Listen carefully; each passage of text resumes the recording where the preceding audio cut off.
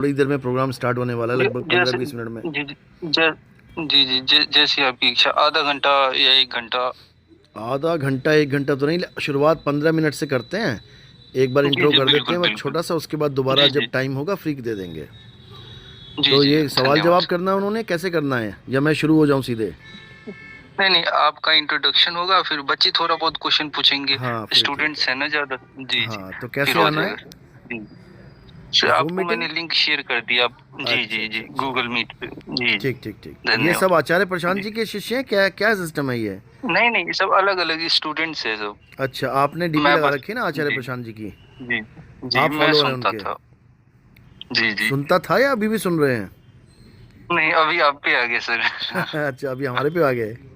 चलो अच्छी जी बात जी है। जी। चलो मैं आ जी रहा हूँ फिर, सर, हाँ। आइए, धन्यवाद। ओके जी, जी जी। ओके ओके जी।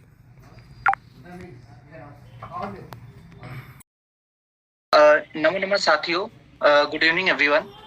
आज आज हमारे इस प्लेटफॉर्म पे एक ऐसी महान विभूति का आगमन हो रहा है जो मदन साहिब बंदगी के माध्यम से कबीर साहिब के वचनों को जन जन तक पहुंचा रहे हैं। सन 2010 से आपने निरंतर प्रचार और देश भ्रमण का सत्संग के माध्यम से समाज में आध्यात्मिक चेतना की है। आप कबीर गुरु की फौज यानी कि रियल केजीएफ फाउंडेशन के संस्थापक हैं, जो आत्मज्ञान और मानवता की सेवा के लिए समर्पित है। गुरु की फौज यानी कि रियल केजीएफ फाउंडेशन के संस्थापक हैं, जो आत्मज्ञान और मानवता की सेवा के लिए समर्पित है। परम पूज्य सदगुरु नितिन दास जी महाराज, मैं आपका हार्दिक स्वागत और अभिनंदन करता हूँ इस प्लेटफॉर्म पे। स्वागत है महाराज जी आपका। बहुत बहुत और धन्यवाद आपका।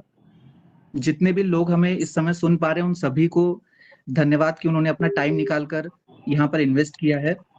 पहली रिक्वेस्ट जो मैं सबसे करना चाहूंगा वो ये है कि क्योंकि ये डिबेट नहीं है, तो हम बीच में कोई सवाल ना पूछे, हम सर को ध्यान से सुने। और हैंड रेस का ऑप्शन सबके पास रहेगा, तो अगर आपके मन में कोई भी सवाल है जो बाद में लिए जाएंगे, आप अपना हैंड रेस करके आप सर से पूछ सकते हैं। तो अब हम शुरू करते हैं क्योंकि सर के पास टाइम की कमी है। तो सबसे पहले तो सर, क्योंकि सर हम यहाँ पर सारे के सारे स्टूडेंट्स हैं, यंगस्टर्स हैं, तो सर हम ज्यादा जानते नहीं। मैं आपसे पहला प्रश्न ये पूछना चाहूंगा कि सर कबीर कौन है। मैं जानना चाहूंगा सर कि आप हमें बताएं कि कबीर कौन है, कबीर पंथी क्या है, और सर मदन साहिब बंदगी क्या होती है। इन तीनों चीजों को सर आप हमें एक्सप्लेन कीजिए। बिल्कुल जी बिल्कुल। सबसे पहले तो ये समझना है कि कबीर आखिर है क्या। कुछ लोग उनको एक कवि मानते हैं, कुछ उनको गुरु मानते हैं, कुछ उनको समाज सुधारक मानते हैं, यानी जिसकी जैसी सोच है वो वैसा उनको मानता है। लेकिन असल में कबीर साहब क्या हैं? कबीर साहब एक परम चेतना है, परम चेतना। आप लोग क्या हैं? आप लोग चेतन हैं। आप लोग इतने चेतन हैं कि आप इतना जान सकते हैं कि हम इस दुनिया में आ गए हैं, खा रहे हैं, पी रहे हैं, व्यवहार कर रहे हैं, और ज़्यादा से ज़्यादा इतना जान लोगे कि हमें जन्म मरण से मुक्ति प्राप्त करनी है। इससे ज़्यादा आप चेतन नहीं हो, क्योंकि कैसे प्राप्त करनी है वो फिर क्वेश्चन मार्क लगा रह जाता है। उसके बाद हम गुरुओं के पीछे भागते हैं, जैसा कोई गुरु बताता है वैसा हम ढल जाते हैं। लेकिन जो कबीर साहब हैं वो एक परम चेतना है। परम चेतना यानी कि उनको पता है कि एग्जैक्ट करना क्या है। वो गुरु कहलाते हैं, ज्ञानी कहलाते हैं, वो मार्गदर्शक कहलाते हैं। और उस मार्ग पे जो वो बताते हैं उस पे चलने वाले को कबीरपंथी कहते हैं। कबीरपंथी का मतलब ये नहीं है कि राम जी कृष्ण जी को पूजने से हट गए और कबीर साहब की पूजा करने लग गए, एक पत्थर छोड़ के दूसरे पत्थर को पूजने लग गए। वो कबीरपंथी नहीं है। कबीरपंथी का मतलब है कि जब आपको आत्मज्ञान के बारे में जानकारी होने लग जाए, जब आपको ये समझ में आने लग जाए कि मैं शरीर नहीं हूँ, मैं शरीरों के अंग नहीं हूँ, मैं आँख बाल खाल ये नहीं हूँ, मैं क्या हूँ? मैं आत्म तत्व हूँ। जब ये बात आपके समझ में आने लग जाए तो समझ लो कि अब आप कबीरपंथी होने के लिए बिल्कुल तैयार हैं।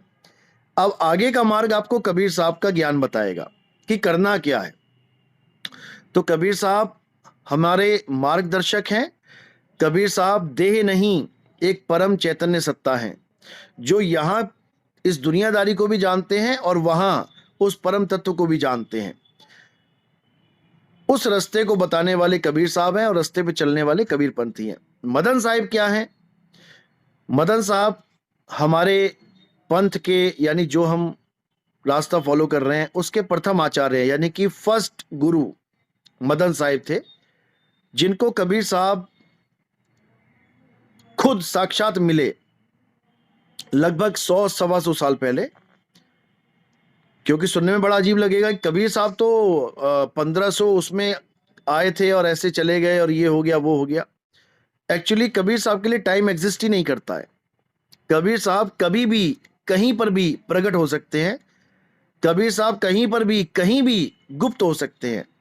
जैसे काशी में लहर तारा पे तालाब में प्रकट हुए कमल के फूल के ऊपर, और मगहर में वो गुप्त हुए। हिंदू मुसलमान लड़ते रह गए लेकिन उनकी लाश नहीं मिली, सुनने में आया होगा आपके। लेकिन उसके पीछे कोई लॉजिक नहीं जान पाता कि आखिर ऐसे कैसे हो गया कि उनकी लाश नहीं मिली, क्योंकि वो लाश थे ही नहीं।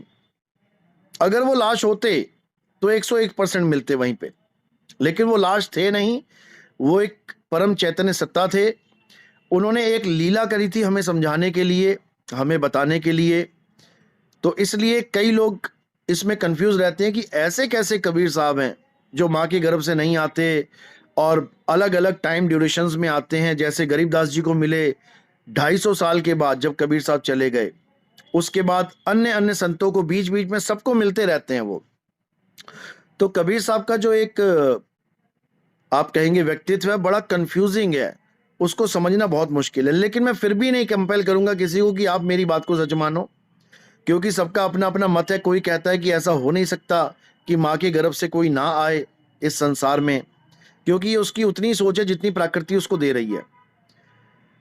असल में आत्मा इतनी शक्तिशाली है कि आप सोच भी नहीं सकते।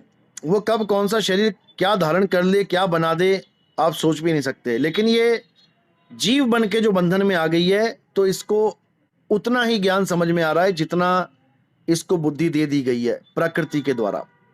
ये प्रकृति से आगे की सोच नहीं रखती है। तो हम इसमें इस बहस में नहीं आएंगे कि वो माँ के गर्भ से आए थे कि नहीं आए थे, वो प्रकट होते हैं या पैदा होते हैं, क्योंकि ये सेकेंडरी थिंग है। जो मेन चीज है वो ये है कि वो आए क्यों, उनका मकसद क्या था, आने का मकसद क्या था। उनका मकसद एक ही था कि हम अपने आप को पहचान जाएं, जिसे हम आत्मज्ञान कहते हैं। आत्मज्ञान का मतलब ये बिल्कुल नहीं है कि हम राम जी के भगत बन जाएं या श्याम जी के भगत बन जाएं या किसी और भगवान के या अल्लाह वाहिगुरु के भगत बन जाएं। वो हम ऑलरेडी हैं। वो हमें खानदानी, वो हमें परिवार के द्वारा, वो हमें गांव के द्वारा, संप्रदाय के द्वारा अपने आप वो शिक्षा मिल जाती है। हमें कुछ बनने की जरूरत नहीं है, हमें बिना बने ही बना दिया जाता है।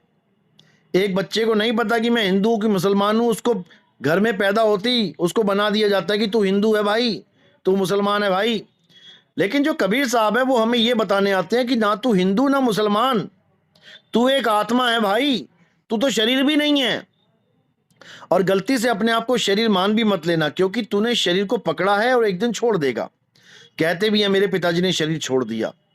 तो जो छोड़ रहा है और जो छोड़ा जा रहा है उसके बीच में जो अंतर है वो बताने के लिए कबीर साहब आते हैं। आत्मज्ञान यानी खुद का ज्ञान, क्योंकि किसी भी वर्ड के आगे आत्म लगा दिया जाए तो सारी दुनिया से हटके वो सारा आपके ऊपर लागू हो जाता है। जैसे आपको कोई कहे कोई कथा लिखो, तो आप किसी की भी कथा लिख सकते हो। कोई कहे किसी की हत्या कर दो, किसी की भी हत्या कर दोगे। कोई कहे कि किसी की भी रक्षा करो, तो किसी की भी रक्षा कर लोगे। लेकिन जब इन चीज़ों के, इन नामों के आगे आत्म लग जाएगा, यानी आत्म कथा लिखो, आत्म रक्षा करो, आत्म कल्याण करो, आत्मनिर्भर हो जाओ, तो सारी दुनिया से हटके तीर का निशाना आपके ऊपर आ जाता है। यानी आपने अपने अलावा और किसी के बारे में कोई ज्ञान प्राप्त नहीं करना है, इवन कबीर साहब के बारे में भी नहीं। उनका मुद्दा ये होता कि कबीर साहब को जानो, तो वो हमें आत्मज्ञान देते ही नहीं, वो हमें कबीर ज्ञान देते। वो ये बताते कि मुझे कैसे जानना है, जबकि वो ये बता के गए हैं कि तुमने खुद को कैसे जानना है। तू सिमरन किसका करे, तू ही है आपे आप। अपने आप को जान तो तुझे कबीर मिल जाएगा, क्योंकि कबीर कोई शरीर नहीं, कबीर आत्मा है और आप भी एक आत्मा हैं। किसी ने हाथ उठाया था, कोई सवाल है, पूछिए। धन्यवाद सर, हाथ में नहीं उठाया था सर। तो आपने जो भी कहा, मैं जो सुन रहे हैं मैं उसके मैं एकदम समराइज कर देना चाहता हूँ। कबीर का एक दोहा है जिसमें कबीर जी कहते हैं कि तेरा साई तुझ में है, तू झाक सके तो झाक। बिल्कुल। यानी कि कबीर जी पूरा का पूरा सर आत्मज्ञान और इंडिविजुअलिटी पर फोकस करते हैं। कबीर जी बहुत ही ज्यादा सेकुलर थे और उनका पूरा का पूरा फोकस था कि खुद को जानना है। उनके दोहे से ही आप उनको समझ सकते हैं। आगे बढ़ते हैं सर। सर दूसरा प्रश्न मेरा ये है सर कि रियल केजीएफ फाउंडेशन क्या है? इसकी ज़रूरत क्या है? बहुत बढ़िया। असल में केजीएफ का मतलब क्या है इसको समझना है हमने, क्योंकि हमारा जो मुहिम है वो केवल ये नहीं है कि लोगों को कबीरपंथी बनाना है, या फिर हम हिंदुओं के पक्ष में बात कर रहे हैं, या हम केवल मुसलमानों के, ऐसा नहीं है। केजीएफ का फुल फॉर्म है हिंदुओं के लिए कल की गुरु की फौज, सिखों के लिए कर्ता पुरुष गुरु की फौज, मुसलमानों के लिए कादिर करीम गुरु की फौज, कबीरपंथियों के लिए कबीर गुरु की फौज। मतलब हमने सारे धर्मों को एक करने के लिए, और अंग्रेजों के लिए, क्रिश्चियंस के लिए किंग क्राइस्ट गुरु की फौज, यानी हमने गुरु को बीच में डाला है। हर धर्म के बीच में गुरु को डाला है। गुरु यानी ज्ञान, गुरु यानी शरीर नहीं। यानी आप कुरान के माध्यम से पढ़ोगे, आप बाइबल के माध्यम से पढ़ोगे, आप गीता के माध्यम से पढ़ोगे, आप कबीर साहब की वाणी से पढ़ोगे, गुरु ग्रंथ साहब से पढ़ोगे, आपको जो मेन पॉइंट है वो आपको आत्मा ही मिलेगी, आत्म ज्ञान ही मिलेगा। तो हमारा ये जो मकसद है कि हर धर्म को एक दृष्टि से देखना है, हर धर्म के इंसान को एक दृष्टि से देखना है। बड़ी जात, छोटी जात, ऊंची जात, नीची जात, ये धर्म भेद खत्म कर देने हैं, और जो परम तत्व है जो सब में विराजमान है, कहने का मतलब आत्म तत्व सब में विराजमान है। बिना आत्म तत्व के कोई चल ही नहीं रहा। कोई ये नहीं कह सकता कि हिंदू के पास आत्मा है, मुसलमान के पास नहीं। कोई ये नहीं कह सकता मुसलमान के पास है, ईसाई के पास नहीं। सबके पास है। यानी हर इंसान के पास, हर जीव के पास आत्म तत्व है। बस उसको बताने वाला, उस तक पहुंचाने वाला कोई गुरु मिल जाए तो बात बन जाएगी। तो केजीएफ का मतलब है कि हम सब एक हैं, हम सब एक तत्व के भगत बनेंगे, हम सब एक तत्व के ज्ञानी बनेंगे, और हम सब एक ही हो जाएंगे। अंत में जो तू सो हम, यानी हम सब एक हो जाएंगे। तो इसलिए केजीएफ की मैंने शुरुआत करी है, और बहुत अच्छी तरह ये चल भी रही है। लोग समझ रहे हैं केजीएफ का मतलब, और बहुत अच्छा रिस्पांस मिल रहा है। आने वाले समय में बहुत बड़ा बदलाव होगा, और ये केजीएफ के द्वारा ही होगा। हाँ जी, आगे बोलिए। धन्यवाद धन्यवाद सर। तो जैसा आपने कहा कि जातिवाद को खत्म करना है और खुद पर फोकस करना है, ये कबीर जी का एक समरी था बिल्कुल कि क्योंकि हिंदुइज्म में बहुत ज्यादा जातिवाद है, बहुत ज्यादा ऊंच नीच है, तो कबीर जी चाहते हैं कि वो जातिवाद खत्म हो, हम सारे सेम लेवल पर आए और हम समझे कि हमारी आत्मा क्या है और हम अंदर से क्या है। बिल्कुल सही, बिल्कुल आगे सही। आगे बढ़ना चाहूंगा सर मैं। हम्म। सर क्योंकि यहाँ जितने लोग जुड़े हैं हमसे, वो जानना चाहते हैं सर कि हु इज नितिन दास। और जैसा कि मैंने इंट्रो में कहा था कि आपने 2010 से अपना प्रचार शुरू किया, तो मैं जानना चाहूंगा सर 2010 से पहले नितिन दास क्या करते थे और वो इससे जुड़े कैसे? हाँ, इसके लिए आप अगर एक सत्संग सुनेंगे, नितिन दास सत्संग नंबर 100, अगर आप लिखेंगे यूट्यूब पे नितिन दास सत्संग नंबर 100, तो उसके 2 पार्ट हैं, वो आप सुनेंगे तो आपको सब समझ में आ जाएगा। क्योंकि बहुत लंबी कहानी है, मैंने 2 पार्टों में बनाई है वो। जैसे एक आम जीवन होता है, वैसे मेरा भी जीवन था, स्टूडेंट लाइफ थी, सब कुछ चल रहा था। तो एक ना एक मोड़ आता है जीवन में जो पूरी कहानी को एकदम दिशा दे देता है। बिल्कुल सेम ऐसे ही मेरे साथ भी हुआ। बचपन से ही आप उसको सुनेंगे, आपको सब कुछ समझ में आएगा। ये क्योंकि बहुत लंबा क्वेश्चन हो जाएगा, ये सवाल एक्चुअली जो मेरा मोटिव है ना, उससे थोड़ा सा हटके हो गया है। मैं चाहता हूँ कि 15 मिनट मैंने आपको दिए तो मैं केवल आत्मा के ऊपर फोकस रखूं। ये कहानी किस्से जो है ना, ये हमारे आप आराम से सुन सकते हैं। 100 नंबर ओ, सत्संग ओ, पे जाएंगे तो आप सुनेंगे इसको। ओके सर, ठीक है। हाँ लेकिन आप अगर शॉर्ट में बताना चाहें कि आपकी क्वालिफिकेशंस क्या थी तो अच्छा हाँ, रहेगा डिप्लोमा इन स्टूडेंट्स के लिए। फार्मेसी किया है मैंने। आफ्टर +2 मैंने बेंगलोर में फार्मेसी की है। उसके बाद मैं जॉब में आ गया था, और फिर वहां से ही ये प्रचार शुरू हो गया। 2010 से मैं प्रचार कर रहा हूँ, आज 2026 हो गया है। ओके। तो सर जैसे कि अब मेन मुद्दे पे आते हैं, जो हमारे प्रश्न है। मेरे पास सर कुछ 8 प्रश्न है और मैं चाहूंगा कि इन 8 प्रश्न का अगर हमें उत्तर मिल जाए तो काफी सही होगा। हाँ जी, हाँ जी, सबसे बोलिए। पहले सर बहुत ही जनरलाइज प्रश्न से शुरू करते हैं। बहुत ही जनरलाइज प्रश्न, जैसा आपने कहा कि आप बहुत ही उत्सुक है आत्मा पे बात करने के लिए, तो पहला प्रश्न यही है सर कि आत्मा क्या है? आत्मा क्या है, क्या बात है, बहुत बढ़िया। असल में आत्मा को जानने के लिए पहले हमें एक आत्मज्ञानी की शरण में आना पड़ेगा, क्योंकि आत्मा एक ऐसा तत्व है जो दिखाई नहीं देता। सबसे बड़ी प्रॉब्लम यही है। हम किस पे बिलीव करते हैं? जो दिखाई देता है, जो सुनाई देता है, जिसको हम अपने अंगों के द्वारा छू सकते हैं, महसूस कर सकते हैं, इंद्रियों के द्वारा तृप्त हो सकते हैं। लेकिन जो आत्म तत्व है वो बिल्कुल अपोजिट है, वो देहातीत है, वो इंद्रियतीत है, वो मायातीत है, कायातीत है, वो हर चीज से परे है। उसको जानना नामुमकिन है बिना किसी भेदी गुरु के। भेदी गुरु का मतलब क्या होता है? जो इस भेद को जान चुका है कि आत्म तत्व होता क्या है। आत्मा असल में उन पंच भौतिक तत्वों की तरह नहीं है जो इस संसार में दिखाई दे रहे हैं। आकाश, वायु, अग्नि, धरती, जल, ये नाशवान तत्व हैं, ये परिवर्तनशील तत्व हैं। लेकिन जो आत्म तत्व है वो ना तो नाशवान है और ना ही परिवर्तनशील है, ना ही उसका कभी जन्म होता है, ना ही उसकी कभी मृत्यु होती है।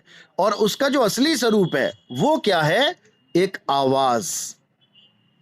आवाज ही आत्मा का असली स्वरूप है, जिसको संतों ने शब्द बोला है। शब्द, जिसको बाइबल में वर्ड बोला गया है, WORD। In the beginning there was word, word was with God and word was God. आप देखेंगे न्यू टेस्टामनी में ये सब मिल जाएगा आपको। अगर आप इन द बिगिनिंग भी लिखेंगे गूगल पे तो आगे वो खुद ही बता देगा क्या लिखना है। तो ये जो वर्ड है इसी को लोगोस बोलते हैं, इसी को टाओल बोलते हैं चाइना में। अलग अलग भाषाओं में इसको शब्द बोला गया है। कबीर साहब इसको शब्द बोलते हैं। वो कहते हैं हम हैं शब्द, शब्द हम माही, हमसे भिन्न और कछु नाही, शब्द न भिन से देही, और कहें कबीर हम शब्द सनेही। यानी मैं शब्द हूं, मैं शरीर नहीं हूं। मुझे गलती से कोई शरीर ना मान ले। हम हैं शब्द, शब्द हम माही, 2 बार शब्द का जिक्र किया गया। यानी मैं एक आत्मा हूं और ये जितने भी शब्द इस दुनिया में एज ए साउंड बोले जा रहे हैं वो मेरे द्वारा ही उत्पन्न हो रहे हैं। हम हैं शब्द, शब्द हम माही, हमसे भिन्न और कछु नाही। यानी आत्मा से भिन्न और तुम्हारा कोई अस्तित्व नहीं है भाई। भूल जाओ कि तुम शरीर हो, भूल जाओ कि तुम आदमी हो, औरत हो, तुम बच्चा, बूढ़ा, जवान हो। किसी गलत फहमी में मत रहना कि तुम्हारा अस्तित्व ऐसा है। तुम्हारा अस्तित्व क्या है? शब्द ही तुम्हारा अस्तित्व है। शब्द यानी इमॉर्टल साउंड, एक ऐसी आवाज जिसका ना तो कभी आदि है और ना ही कोई उसका अंत है। अब वो जो आवाज है, जब तक उसका भेदी गुरु नहीं मिल गया तब तक आपको आपका स्वरूप नहीं मिल सकता। उसी का उदाहरण गीता में अध्याय 4 34वां श्लोक बताते हैं कि हे अर्जुन, अगर तुम सत्य को जानना चाहते हो यानी आत्म तत्व को जानना चाहते हो तो तुम कहां जाओ? किसी तत्वदर्शी संत की शरण में जाओ। वो तत्वदर्शी संत ही तुम्हें आत्म तत्व का भेद बता सकता है। और एक बार उसका भेद पता लग जाने पर, एक बार ज्ञान हो जाने पर, उसके बाद तुम कभी अज्ञानता को प्राप्त नहीं करोगे। यानी कि अगर तुमने एक बार अपनी आत्मा को जान लिया, और कैसे जानेंगे? अंगों के द्वारा नहीं कि देख के, छू के, सूंघ के, बिल्कुल नहीं।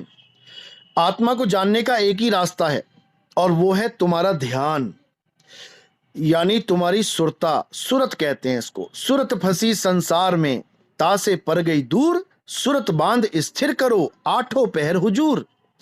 यानी कबीर साहब कह रहे हैं जो ध्यान तेरा नाशवान संसार में फंसा हुआ है, जिसके कारण तू अपने आप को नहीं जान पा रहा है, तू किसी भेदी गुरु की शरण में जा और अपने ध्यान को कहां एकाग्र करना है वो भेद प्राप्त कर ले।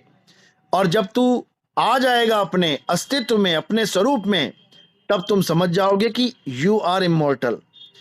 हम सब अविनाशी हैं, लेकिन हम तो अपने आप को नाशवान देह मान बैठे हैं। तब तुम्हें तुम्हारा स्वरूप मिल जाएगा और तुम स्वरूप सिद्ध हो जाओ।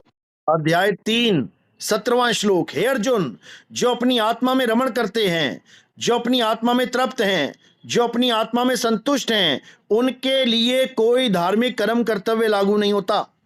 उनको किसी मंदिर में जाने की जरूरत नहीं, कोई पूजा पाठ करने की जरूरत नहीं, कहीं गंगा जमुना स्नान करने की जरूरत नहीं, कोई उसको तीर्थ व्रत करने की जरूरत नहीं, कोई परिक्रमा करने की जरूरत नहीं, कोई Radhe Radhe Ram Ram A to Z कुछ करने की जरूरत नहीं। केवल एक विधि चाहिए, अपनी आत्मा में रमण कैसे करें, बस एक विधि। और अगर ये मिल गई तो तुम्हारा जन्म मरण खत्म हो जाएगा। उसके बाद तुम्हें वापस नहीं आना पड़ेगा इस संसार में। धन्यवाद सर। जैसे कि आपने कहा कि क्योंकि हम अपनी आत्मा को अपनी सेंसेस से फील नहीं कर सकते, इसलिए हम उसको समझ नहीं पा रहे, बट अगर हमें उसको फील करना है तो हमें आत्मचिंतन की बहुत जरूरत है। बिल्कुल बिल्कुल। आगे बढ़ते हैं सर। मेरा नेक्स्ट प्रश्न बहुत ही जनरल प्रश्न रहेगा, वो सर ये है कि सर प्रश्न ये है ना सर कि देखिए बहुत सारे रिलीजन है, हिंदू, मुस्लिम, सिख, ईसाई, और सर सभी रिलीजन की मान्यताएं हैं। कोई नॉनवेज खाता है, कोई नहीं खाता, कोई अल्लाह को मानता है, कोई भगवान को मानता है। तो सर सबने अपना अपना एक सत्य बना के रखा है। सबने कहा है कि जो हमारे जो जो गॉड ने जो हमें भेजा इस धरती पे, तो हमारा कोई ना कोई पर्पस है। तो सर मैं जानना चाहता हूँ सर, सत्य क्या है? वो एक सत्य क्या है जो सभी जगह लागू होगा? उसी के बारे में तो बता रहा हूं मैं। एक सत्य केवल एक ही है, और वो है परम तत्व। उसके अलावा ये सारा संसार एक मिथ्य है, एक झूठ है, एक सपना है। ग्रंथों में बताया गया इसके बारे में।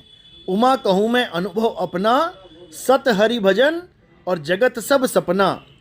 अब जो सपना बताया जा रहा है जगत को, अगर तुम उस जगत में सत्य ढूंढने निकल जाओगे तो तुम्हें कोई ज्ञानी पंडित नहीं कहेगा। मोह को कहाँ ढूंढे रे बंदे, मैं तो तेरे पास में। यानी जो सत्य है वो तुम्हारे पास है, और तुम अपनी पास वाली चीज़ को छोड़ के अगर तुम दुनिया में कहीं चले गए सत्य को ढूंढने, तो भाई साहब आपको नहीं मिल पाएगा। इसलिए क्या करना है, उसको ढूंढो जो तुम्हें पास पड़ी वस्तु का भेद बता दे। गुरु को ढूंढो, तब समझ में आएगा कि ये सत्य क्या है। इसके लिए कबीर साहब ने बिल्कुल क्लियर बोला है कि तुम परमात्मा को ढूंढने के लिए निकल पड़ते हो, इसीलिए सारी उम्र कुछ प्राप्त नहीं कर पाते हो। तो क्या करना है, खुद को ढूंढना शुरू करो। जब लगना चीनोगे आत्म, तब लगना मिली है परमात्म। यानी जब तुम खुद को जान जाओगे तो तुम्हारी परमात्मा को पाने की जो एक भूख है वो अपने आप ही शांत हो जाएगी। क्योंकि जो तू सो हम, जैसे आप हो बिल्कुल वैसा ही परमात्मा है। लेकिन हम तब समझ पाते हैं जब हम अपने आप को जीव अवस्था से आगे बढ़ा के पीव अवस्था तक पहुंचाते हैं। जब तक हम अपने आप को जीव अवस्था में रखेंगे, जब तक हम कभी भी अपने स्वरूप को नहीं जान सकते। और हमारा स्वरूप और परमात्मा का स्वरूप सेम है, उसमें इतना भी फर्क नहीं है कि कोई कहे फर्क है, बिल्कुल भी नहीं। तो सर जैसे कि आपने कहा कि उसी को मैं एक कहावत से करना चाहूंगा कि बगल में छुरा गांव में ढिंडोरा। यानी कि कोई चीज हमारे पास ही है लेकिन हम उसको बहुत दूर पहुंच रहे हैं। सर नेक्स्ट प्रश्न जो है, जो मैं मेरे ख्याल से सभी के मन में होगा जो यहाँ पे बैठे हैं, वो नेक्स्ट प्रश्न ये सर कि लाइफ का पर्पस क्या होना चाहिए सर? सिंपल यही है, सत्य को पाना। लाइफ का पर्पस जो जो ह्यूमन लाइफ का है, मनुष्य जीवन का जो मेन पर्पस है वो है सत्य को पाना। इसके अलावा जीवन कैसे बिताना है ये पर्पस हो सकते हैं। कोई डॉक्टर बन रहा है, कोई इंजीनियर बन रहा है, कोई साइंटिस्ट बन रहा है, ये सब तो जीवन जीने का एक पर्पस है। लेकिन मनुष्य जीवन क्यों मिला है, उसका पर्पस क्या है? उसका पर्पस है सत्य को जान लेना, यानी अपने असली स्वरूप को जान लेना। और ये जितने नकली स्वरूप आपको मिल रहे हैं, कभी लड़के का, कभी लड़की का, कई लोग कहते हैं कि नहीं आदमी हमेशा आदमी बनेगा। क्यों बनेगा भाई आदमी? जानवरों के साथ क्या बैर है प्रकृति का, जो कुत्ते को हमेशा कुत्ता ही बनाएंगे? ऐसा बिल्कुल नहीं है। ये जो जीव है ये किसी भी प्रकार के शरीर को धारण कर सकता है। ये जीव आदमी भी बना बैठा है, ये जीव कुत्ते में भी है, ये जीव हाथी घोड़े में भी है। यानी किसी को भी कोई भी शरीर मिल सकता है और उसको धारण करना ही पड़ेगा। प्रकृति का नियम यही है। तो इंसान जन्म का जो नियम है, जो मेन मकसद है, वो क्या है? अपने असली स्वरूप को प्राप्त करना। और जब अपने असली स्वरूप को प्राप्त कर लेंगे तो इन नकली स्वरूपों की हमें जरूरत ही नहीं पड़ेगी। यानी हमें असली घर मिल जाएगा। जब असली घर मिल गया तो किराए के कमरों की जरूरत ही नहीं पड़ेगी। ये किराए के कमरों में रहते हैं हम लोग, कोई 20 साल के लिए, कोई 30 साल के लिए, कोई 40 साल के लिए। हर जीव का लाइफ स्पैन अलग अलग है बॉडी में। क्यों? क्योंकि उसको अपना असली घर नहीं पता, निज घर नहीं पता। तो निज घर में जाना है तो क्या करना पड़ेगा? अपने स्वरूप को जानना पड़ेगा। अपने स्वरूप को जान गए तो आप अपने असली घर पहुंच गए। उसके बाद तुम्हारा आना जाना खत्म। फिर तुम्हें अपने स्वरूप में रहना है, यानी आत्म ज्ञान में रहना है, देह ज्ञान को त्याग देना है। धन्यवाद सर। जैसे कि सर आपने मेंशन किया कि जीवन कैसे बिताना है वो एक अलग टॉपिक होता है और लाइफ का जो पर्पस है वो एक अलग टॉपिक है। क्योंकि सर मेजोरिटी जो हमारे साथ जुड़े हुए हैं सर वो सारे के सारे स्टूडेंट्स हैं, सारे के सारे सर कोई ना कोई कॉम्पिटिटिव एग्जाम की तैयारी कर रहे हैं। बहुत बढ़िया। तो सर अब जो है मैं जो प्रश्न पूछूंगा सर वो स्टूडेंट ओरिएंटेड क्वेश्चंस होंगे। पहला प्रश्न सर ये है कि सर हम करियर डिसाइड कैसे करें? सर कोई डॉक्टर बनना चाहता है, कोई इंजीनियर, कोई गवर्नमेंट जॉब के लिए प्रिपेयर करना चाहता है, सर हम करियर डिसाइड कैसे करें कि हमारे लिए बेस्ट क्या है? देखो, करियर डिसाइड करने का एक ही फार्मूला है कि आप ये देखो कि आपको खुशी किस में मिल रही है। ऐसा कैरियर किसी काम का नहीं है जिसको आप करने पर अपने आप को स्ट्रेस में डाल रहे हो, जिससे आपकी खुशियाँ ही ख़त्म हो जा रही हैं। इतना याद रखो कि तुम एक छोटा सा समय लेके आए हो इस दुनिया में, और अगर वो छोटा सा समय तुमने स्ट्रेस में डाल दिया तो ना तो तुम जीवन का आनंद ले पाओगे और ना ही तुम किसी भक्ति का आनंद ले पाओगे। इसलिए कैरियर वो चुनो जिसमें तुम्हारा पूरा मन लगे, जिसमें तुम्हारी इच्छा है, जिसमें तुम्हारी हॉबीज़ है, यानी कि जो तुम चाहते हो वो कैरियर करो, डिसाइड करो। किसी की बंदिशों में नहीं आना है। अगर तुम्हें कोई धक्के से इंजीनियर बना भी देगा ना तो नहीं बन पाओगे। ज़बरदस्ती कोई डॉक्टर बनाएगा तो नहीं बन पाओगे, अच्छा नहीं बन पाओगे, बन तो जाओगे, लेकिन जिसको कहते हैं कि अपनी आत्मा से, अपने पूरी इच्छा से काम करना, वो नहीं कर पाओगे। भले तुम एक आर्टिस्ट बन जाओ, पेंटिंग करो, लेकिन अच्छे से करो, उसमें मास्टर बन जाओ, तुम्हारी कीमत पड़ेगी, ऐसी बात नहीं कि नहीं पड़ेगी। इसलिए पहली बात तो ये है कि इस चीज़ को दिमाग से निकाल दो कि जो चीज़ मैंने प्राप्त करनी है, जिसके लिए मैं स्टडी कर रहा हूँ, वो मुझे नहीं मिली तो मेरा जीवन बेकार है। इस चीज़ को, इस गोबर को बिल्कुल दिमाग से निकाल देना है। बिल्कुल। आपको हज़ारों लोग दिखा दूंगा जो अच्छे से अच्छी जॉब को छोड़ के दूसरी लाइन पकड़ के बैठे हुए हैं। यहाँ तक कि आईएएस आईपीएस भी दिखा देंगे जो अपनी जॉब छोड़ के दूसरी लाइन को पकड़ लिए। इसलिए इस चीज़ को कभी नहीं सोचना है कि जो मैं सोच रहा हूँ वही हो जाए, बिल्कुल भी नहीं। ये केवल एक खाने पीने का, एक दुनियादारी का, एक जीवन बिताने का जरिया है। एक रिक्शे वाला भी बढ़िया खाना खाता है उसके हिसाब से, एक डॉक्टर भी अच्छा खाना खाता है। बस हमने लाइफ स्टाइल के चक्कर में हम बर्बाद हो गए हैं। बातें हम संतों की करते हैं, बातें हम सुदामा की करते हैं, लेकिन हमें चाहिए राजपाट। हम केवल देखने दिखाने में मरे जा रहे हैं। इससे किसी का कल्याण नहीं होगा, इससे और ज़्यादा भ्रष्टाचार बढ़ेगा, इससे आगे बढ़ने की होड़ बढ़ेगी, और वो होड़ गरीब को बिना ख़त्म किए नहीं हो सकता। गरीब को ही मारते हैं सब लोग, यानी आगे से आगे गले काटने की रीति रिवाज और बढ़ता रहेगा। इसलिए जितना है उसमें खुश रहो, और सत्य के राह पे चलोगे तो परमात्मा कभी आपको भूखा नहीं मरने देगा। बस इतना समझ लो, प्रकृति हमें कभी भी नष्ट नहीं होने देगी अगर हम प्रकृति के साथ चलेंगे, और अगर हम खिलाफ चलेंगे तो वो हमें जीने भी नहीं देगी। इसलिए सिंपल सा फार्मूला है, दुनियादारी करो लेकिन ये सोच के कि जगत मिथ्या है और इसमें एक अच्छा जीवन जी के जाना है हमने, ईमानदारी वाला। बस इससे ज़्यादा कुछ नहीं। सही कहा सर आपने। जैसे आपने कहा कि करियर डिसाइड करने से पहले हम ये जानना पड़ेगा कि हमारी खुशी किस में है। बिल्कुल। बट क्योंकि सर मेजोरिटी सर हम लोग सर फंसे पड़े कि हमें पता ही नहीं कि हमें क्या पसंद है, तो मुझे लगता है कि हमें आत्मज्ञान की काफी जरूरत है, साथ में खुद के साथ एक टाइम स्पेंड करने की जरूरत है और पूछने की जरूरत है। आगे बढ़ते हैं सर। सर दूसरा क्वेश्चन सर मेरा ये रहेगा, जो मेजोरिटी हम, क्योंकि सर 18 से लेके 22 की एज में आते हैं हम लोग लड़के, प्यूबर्टी हिट करती है सर, तो ये क्वेश्चन बहुत ही ज्यादा मतलब कॉमन क्वेश्चन है सर कि how to overcome distraction. Specifically मैं चाहूंगा आप फोकस कीजिए अपोजिट जेंडर अट्रैक्शन, लेजीनेस और प्रोक्रेस्टिनेशन, यानी कि सर हम काम टालते हैं, हम आलस करते हैं, और जो अपोजिट जेंडर अट्रैक्शन होता है सर, हम इससे कैसे बचें? केवल ज्ञान के माध्यम से बचा जा सकता है। ब्रह्मा विष्णु महेश नहीं बच रहे हैं। आप देखिए ना, ब्रह्मा विष्णु महेश जी की आप पुरानी स्टोरीज देखिए, आप उठाइए जरा पुराण और देखिए कौन बचा है। यहाँ देवताओं का राजा नहीं बच पा रहा है, इंद्र, तो एक आम आदमी कैसे बचेगा? बचने का एक ही रास्ता है, आत्मज्ञान।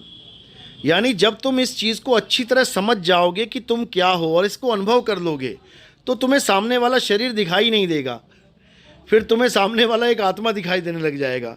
और जो शरीर है वो तुम्हें माया करके, यानी कि तुम्हें एक चूहे को जैसे एक पिंजड़ा होता है ना फंसाने के लिए, हमारे यहाँ कड़क्की कहते हैं, अब आप क्या पता नहीं क्या कहते हैं, जिसमें रोटी फंसाई होती है और वो चूहा जाता है और सीधे गले पे अटैक हो जाता है उसके, फिर वो आपको दिखाई देने लग जाएगा। यानी कि माया ने हमें उलझाने के लिए एक जिस्म बना रखा है। हम अपने आप को नहीं जानते, हम अपने आप को जिस्म मानते हैं, इसलिए हम सामने वाले को भी जिस्म मान लेते हैं, और जिस्म की तरफ अट्रैक्ट होना ही होना है। ये प्रकृति का नियम है। ये कब नियम टूट जाएगा? जब हम अपने आप को आत्मा करके जान लेंगे। आत्मा किसी की तरफ अट्रैक्ट नहीं होती है, आत्मा अपनी तरफ अट्रैक्ट होती है। याद रखो, धरती सबको अट्रैक्ट कर रही है, सबको। कोई भी लोहे का पीस है, धरती की तरफ फेंकोगे अट्रैक्ट हो जाएगा, लेकिन जब एक चुंबक आ जाएगी तो धरती अपने आप छूट जाएगी। वो लोहा धरती को छोड़ के चुंबक की तरफ चला जाएगा। तो चुंबक एक तरह से आत्मज्ञान को मानो। कबीर साहब ने उदाहरण दिया इसका, लोह चुंबक की प्रीत ज्यों लोह को लेत उठाए, ऐसा शब्द कबीर का काल से लेत छुड़ाए। काल यानी ये जितना भी माया जाल है, ये उसकी बात चल रही है। यानी जब आप अपने दीवाने खुद हो जाओगे तब आपको सारी दुनिया फीकी लगने लग जाएगी, और जब तक आप अपने दीवाने नहीं हुए तब तक आप दूसरों के दीवाने रहोगे। तो इससे बचने का एक ही फार्मूला है, वो है आत्मज्ञान। उसके अलावा और कोई रास्ता नहीं है। कोई सोचे कि कोई अलग से फार्मूला निकाल लें, नहीं निकाल सकते, नहीं हो सकता। ये केवल आत्मज्ञान। प्रशांत जी ने हाथ रेस किया है, अगर उनको कुछ पूछना है पूछ सकते हैं। हाँ, बहुत मतलब मेरे मन में तो बहुत विचार थे, क्योंकि जितने भी अभी मैंने कबीरपंथी पढ़े थे उनमें तो मतलब मैं तो नेम भी ले सकता हूँ। रामपाल बाबा एक और है हमारे, मैं भोपाल से बिलोंग करता हूँ, तो यहीं के हैं वो, यहीं पैदा हुए, 27 साल आर्मी में रहे वो, उसके बाद साहिब। और उन दोनों ने खुद को ही पूजना शुरू कर दिया, और वहाँ वो कबीरदास की भी बैंड बजा दी उन्होंने। वो आपने मुझे नहीं दिखा, बहुत अच्छी चीज दिखी, आप बिल्कुल लॉजिकल लगे, आपका रीजनिंग एप्टीट्यूड बढ़िया है और बहुत बढ़िया लगा मुझे, क्योंकि जरूरत भी है। उनने तो कबीरपंथी वो ना, तभी मैंने जैसे मेरे को फर्स्ट वर्ड ही वो पढ़ा कि कबीरपंथी, तो मेरे माइंड में भी यही आया कि आप भी कहीं ना कहीं वैसे ना निकले। फिर मैंने देखा नहीं, हम उनको कबीरपंथी कहते ही नहीं, हम कबाड़पंथी कहते हैं उनको। कबीर पंथ का मतलब है आत्मज्ञान, इसके अलावा कुछ नहीं। किसी की पूजा नहीं करनी है। हमारे यहाँ गुरु की पूजा की जाती है एज ए सोल मान के, एज ए आत्मा मान के। कोई कहे कि शरीर गुरु है, हम नहीं मानते। हम नहीं मानते शरीर गुरु है। शरीर तो नाशवान है, 4 लोग उठा के लेके दबा देंगे, जला देंगे। आत्मा को कौन उठा के लेके जाएगा? वो थोड़ा मैनिपुलेट कर गए वो, बड़े बड़े लेवल पे भी यहाँ मिलियंस में सब्सक्राइबर भी हैं इनके, तो उन्होंने गुरु को ऐसा इंसान दिखा दिया, शरीर दिखा दिया, और फिर वो मैं ही हूँ तो अब मुझे ही पूज लो, ऐसा कर दिया। वो खुद के बड़ी आश्रम है, और एक की तो बहुत संपत्ति भी है। देखो जी, हमें 2010 से मैं प्रचार कर रहा हूँ, हम भी आश्रम बना सकते हैं। हमें क्या आश्रम बनाना बना है, लेकिन हमने कभी आश्रम का ख्वाब देखा ही नहीं और ना ही देखेंगे। आश्रमवाद ही हमारे देश की जो तरक्की को रोक के बैठा है ना, ये ऐसा कीड़ा है। ये ऐसा कीड़ा है। इस आश्रमवाद ने किसी को आत्मज्ञान की तरफ जाने ही नहीं दिया। इन्होंने गुरुओं को भगवान बना के पुजवा दिया। परमात्मा कौन है? गुरुजी परमात्मा है। बताओ, गुरुजी परमात्मा है तो खाते पीते क्यों हैं? खाने के आधार पे गुरुजी जीवित है। खाना ना दो तो मर जाएंगे गुरुजी। बताओ, अरे जो खाता नहीं, पीता नहीं, सोता नहीं, जगता नहीं, जो जन्मता नहीं, मरता नहीं, वो है गुरु हमारा। वो है हमारा असली गुरु, जिसको परमात्मा कहते हैं, आत्म स्वरूप कहते हैं। उसका इनको भेद नहीं पता, शरीर के दीवाने हुए पड़े हैं। हम शरीर को गुरु नहीं मानते। जैसा हिंदू में बहुत सारे फेमस बाबा हैं और जो मैनिपुलेट कर रहे हैं, वैसा ही मुझे सेम ये कबीरपंथी में जो 2 मैंने आपको बताए, जो अरे बहुत बुरा हाल है कबीर पंथ का भाई साहब। सबसे ज्यादा हमारा जो जंग है कबीर पंथियों से ही है। घर में ही आग लगी हुई है, करे तो करे क्या? बिल्कुल बिल्कुल। पहले अपनी घर की आग बुझाए कि संसार की? कई बार सोच में ये पड़ जाता हूं मैं कि पहले कबीर पंथियों को समझाए कि नॉन कबीर पंथियों को। चलो खैर, अच्छी बात है। आप जैसे जवान लड़के अगर आगे आएंगे तो एक बहुत बड़ा बदलाव होगा। बहुत बड़ा बदलाव जिसको कहते हैं। क्या बात है, बहुत बढ़िया। मैं आत्मज्ञान के लिए क्या कर सकता हूँ? लाइक कल से क्या करना जो आत्मज्ञान? बहुत बढ़िया, बहुत बढ़िया। देखो जी, आत्मज्ञान के लिए सबसे पहले क्या करना है आपने? सबसे पहले आपको एक शब्द पढ़ो कबीर साहब का, मोह को कहाँ ढूंढे रे बंदे। इसको गहराई तक ले जाओ अपने, जितना तुम ले जा सकते हो। यानी कि समझ लो कि ये परमात्मा का आदेश है तुम्हारे लिए। अगर तुमने इसको परमात्मा का आदेश मान के स्वीकार कर लिया तो आपको इस दुनिया में ऐसा कोई माई का लाल नहीं जो भरमा दे। मंदिर से लेके मस्जिद तक, मंत्र से लेके तंत्र तक, जप से लेके तप तक, काया से लेके माया तक, त्रिकुटी से लेके भंवर गुफा तक, श्वास से लेके प्राण तक, हर चीज को रिजेक्ट कर दिया कबीर साहब ने। जी, हर चीज को रिजेक्ट कर दिया। बताया कि मैं तो तेरे पास मैं में तो बनी। तेरे पास में। अब ये जो पास है बिल्कुल, इसी का बिल्कुल। भेद खोलना है, जो बिल्कुल, चीज मेरे पास है उसी का भेद खोलना है बस। उसके बाद आप आत्मज्ञान में आ जाओगे। लेकिन धन्यवाद पृष्ठ। उसके लिए आपको सत्संग सुनने पड़ेंगे ध्यान से, क्योंकि हम रास्ते पे तब चलते हैं, जैसे हम चौक पे खड़े हैं, हम रास्ते पे तब चलते हैं जब हम 3 रास्तों से तौबा कर लेते हैं, तब हम चौथे रास्ते पे चलते हैं जो असली रास्ता है। यानी कि 3 रास्ते हमारे दिलो दिमाग से ख़त्म हो जाते हैं कि इन 3 में नहीं जाना है, ये जो लास्ट वन है इस पे चलना है। यानी 100% निर्णय कर लेना। आप 4 नाम बता रहे हैं, एक राम दशरथ का बेटा, एक राम गटगट में बैठे, बिल्कुल चौथे 4 राम राम, बिल्कुल 4 राम। 3 राम से तौबा कर लो। एक राम से तौबा दशरथ का करना, बेटा, चौथा एक राम राम घटघट में बैठा, एक राम का सगल पसारा, एक राम तीनों से न्यारा। तो 3 राम से तौबा कर लोगे, चौथे राम तक खुद ही पहुंच जाओगे। बिल्कुल बिल्कुल। बस इतनी सी बात है। आपने 10 बोरे लाद ली अपने सिर पे, अब तुम अपने आप को पाना चाहते हो तो क्या करो, उन 10 बोरों को छोड़ दो। जैसे ही तुम 10 बोरों को उतार दोगे अपने सिर से, तो तुम रह गए अकेले। और उसका स्वरूप क्या है वो हम बता देंगे, बड़े आराम से समझ जाओगे एक एक बात। ठीक है, आगे बढ़ते हैं सर। अभी टाइम हो सर, गया है आगे दिखाता बढ़ने, हूँ, आज इतना ही होगा। अगला सेशन बनाएंगे आपके साथ। अब मेरा टाइम हो गया जाने का यहाँ से, ठीक मैं है। भी चाहता हूँ सर, 1% उम्मीद है बहुत कि अच्छा लगा। आज जितनी बात हुई है आप लोग को समझ में आई होगी।